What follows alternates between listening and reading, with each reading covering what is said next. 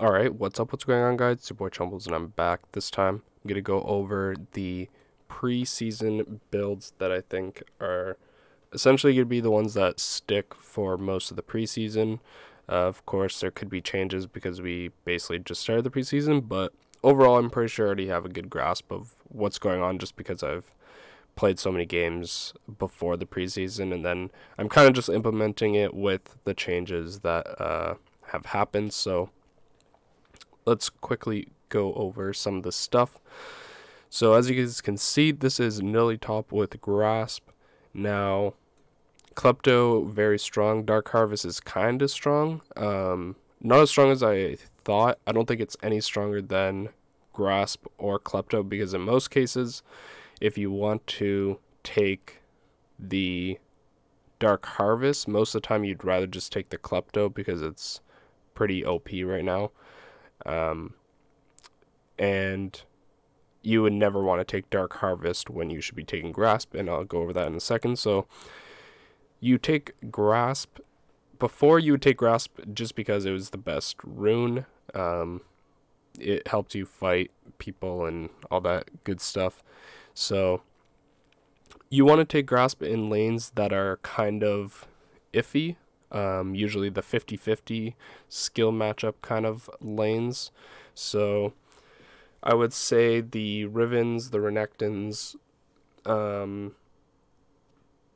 what else is a lane bully? Riven, Renekton, the Yasuos, all those like lane bully champs, the champs that thrive in lane, that are super strong in lane. Teemo, for example, you want to go Grasp because, first of all, the tree gives you just so much innate tankiness with all the different like runes or whatever they're called that you can take to help you not die.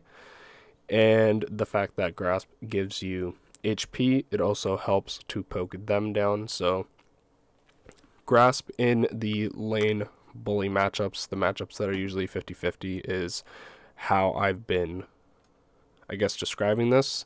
So starting pretty usual. Most of the time you're gonna get the Dorn's Blade in like Renekton, the Rivens, but like Teemo and stuff, you definitely do want to go Dorn Shield or even the Dorn's Ring. So your core is essentially your boots. Pick either one, depends on the matchup. Iceborne Gauntlet, you never want to go Triforce against any of these 50-50 matchups. And the Warmog's armor is definitely another buy. Not in this order, don't buy a second, but it's definitely a core item right now, especially because of how lane-based the game is. So getting this third or fourth is definitely a must. Also provides you with CDR, and like literally everything you need right now is in Warmogs. And then your situational, kind of ordered them in the most likeliness order, I guess. So typically a Randuin's is going to be one of your main purchases. Again, situational, depends on who you're against. Then you have Abyssal Mask, really good item. And then you have the Spear Visage. There could be games where you buy both of these, but most of the time you're either buying one or the other. Then you have Thornmail.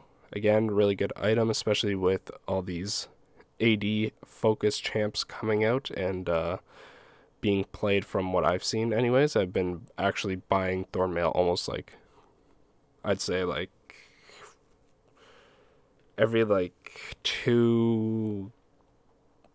twice every like 5 games or something like that. So pretty important. And then you have Malva Mortius. Again, situational, really depends. Most of the time I'd prefer the Spear Visage or the Abyssal Mask if I need MR, but it is actually a really good choice in some matchups. And you have ZZ Rot, Adaptive Helm. Again, Adaptive's really situational. That's why it's at the end. This is if you're against like Teemo and stuff, like the on hit like dot champs like Teemo. And then you have your 3 pots right here. So that is essentially it. I'm not going to go into too much detail because I feel like a lot of this is kind of self-explanatory. I feel like my subs and viewers and stuff are all pretty smart people, so you kind of have to be if you're playing Nidalee top, so, you know, kudos to us. If there's something in here that you want me to explain more, like why ZZ Rot and stuff, then go ahead and put that down in the comment section below. But for now, we are moving on to the next one, which is Klepto. Woo! Round of applause. Clappa boys. Thank you, Rito. Woo! So, Riot Games providing something for Nidalee for once. Wow. Woo! This is insane, boys. This is insane. So, Klepto. If you guys don't know, Klepto gives 2 stacks now instead of the 1. So, really, really good. I actually forgot an item here. I'm actually retarded, sorry. And yes, I'm not trolling. This is in here.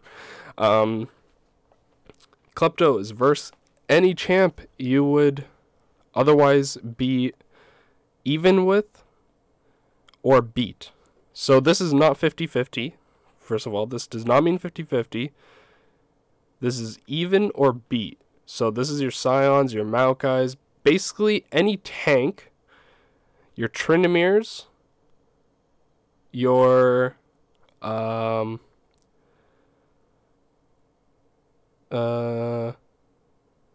maybe Jax, maybe.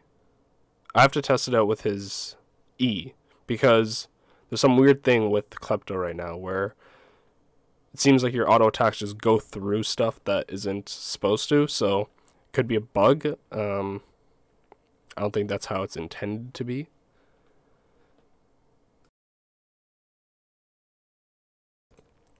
But yeah, usually your tanks, all the champs you'd normally beat, it's like super, super good because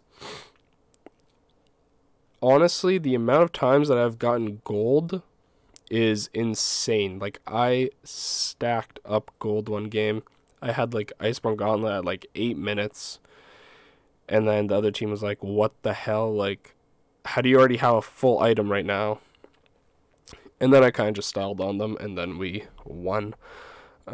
So yeah, that was against, who was that against?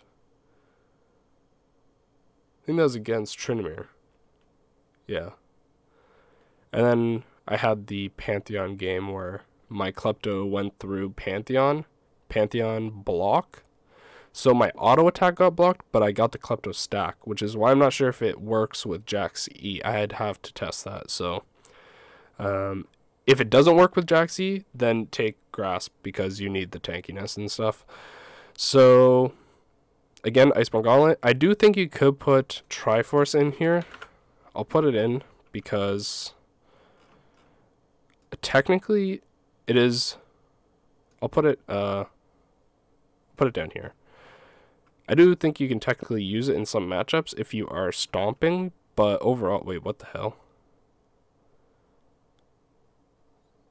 What? That looks a little OP. But yeah, in most matchups, you're gonna just want to take Iceborne Gauntlet. It's just really good. Helps you stick on to people, and then you can keep slapping your, getting your stacks for Klepto. So really, really strong. And then this is my, like, you kind of have a bunch of CDR, and then your CDR ends up being a bunch of AP, and then you end up being this AP bruiser tank. So the Luden's Echo typically second. Depends on the matchups. Some matchups, if they're harder, then I will go Randuin's or Abyssal / Spear Visage, which I guess I'll put up here. And then Athene's, because Athene's is completely OP with Nidalee. If you don't run it on Nidalee, honestly, you should really try it because I feel like a lot of people aren't. And with a build like this where you have a bunch of AoE, it's super easy to get this stacked up. And then you're actually pretty useful in team fights because you can just drop heals onto the people that are carrying. Maybe it's yourself, but you can't You don't get the extra healing from it, but if you do drop it on somebody else, then you will. And then Rage Blade, which I have to do a little more testing with, but seems to be really, really good. And the reason for that is because now you have the magic pen and the armor pen all built into one item, which also gives attack damage, ability power, and attack speed. So literally everything you'd want in the physical side for Nidalee. This is extremely, extremely good now for her anyways. And it also procs both of your Klepto stacks at once if it's charged up. So hitting someone with one auto, getting 2 Klepto stacks, you know, that's pretty strong. So really, really good item. Again, I'd advise you guys to test this stuff if you guys are skeptical. And then up here is just kind of the normal stuff. Most of the time, if you're building Klepto, you're not really going to take Doran's Ring, by the way. So I guess you could go Corrupting, but personally, I don't. I haven't been going it. Most of the time, I'd rather just have Doran's Blade if I need Corrupting. Why can't I? Oh, there it is. So yeah.